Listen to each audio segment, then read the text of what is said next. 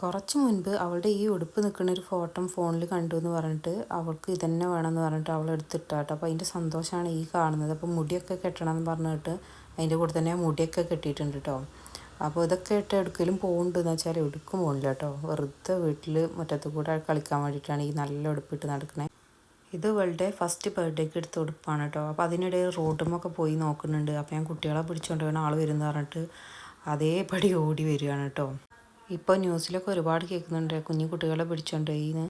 ഇത്രയും വലിപ്പമുള്ള മാങ്ങളാട്ടോ നമ്മുടെ വീടിൻ്റെ മുറ്റത്ത് ഇങ്ങനെ ചാടുന്നത്. ഇത് വാടിയിട്ടൊന്നുമില്ല, ചിലതൊക്കെ വാടിയിട്ടാണ് ചാടുന്നത്, ചിലതൊന്നും വാടുന്നുമില്ല. അതാ ഇഷ്ടംപോലെ ചാടി കിടക്കുന്നുണ്ട് കേട്ടോ, ചെറുതും വലുതുമായിട്ട്. അപ്പോൾ ആലുവിനോട് ഞാൻ കഴിച്ച പോലത്തെ വലിയൊരു മാങ്ങ എടുത്ത് കൊണ്ടുറെഡി പറഞ്ഞിട്ട് ആലു കൊടുക്കുന്നത് കണ്ടോ. ഞാൻ അതിൻ്റെ അണ്ടി വലിച്ചെറിഞ്ഞത് അതെടുത്ത് കൊടുത്തു, എന്ത് ചെയ്യാനല്ലേ. അപ്പോൾ അവൾക്കും അതുപോലെ തന്നെ മാങ്ങ കഴിക്കാൻ വേണമെന്ന് പറഞ്ഞിട്ട് ഞാൻ അവൾക്കും വലിയൊരു മാങ്ങൻ്റെ പീസ് എടുത്ത് കൊടുത്തേട്ടോ.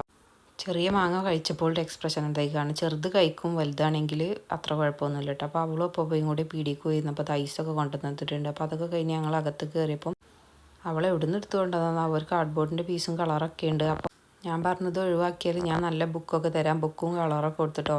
ഇത് അവളുടെ ബുക്ക് തന്നെയാണ്, കുറേ മുന്നേ വാങ്ങിയതാട്ടോ. അപ്പോൾ ഇതിൽ കുറേ പക്ഷികളുടെയൊക്കെ ഉണ്ട്. ഇത് ഞാനും അവളും കൂടെ കളർ കൊടുത്തതാട്ടോ. അപ്പോൾ അവൾ ഇങ്ങനത്തെ ബുക്കൊക്കെ വാങ്ങിക്കൊടുക്കുന്നത് കൊണ്ട് തന്നെ അവൾക്ക് ഇതിൽ ഒരുപാട് പക്ഷികളുടെ പേരൊക്കെ പഠിഞ്ഞിട്ടുണ്ട് കേട്ടോ. അപ്പോൾ നമ്മുടെ പേജും കൂടെ ഒന്ന് സബ്സ്ക്രൈബ് ചെയ്യാൻ മറക്കല്ലേ.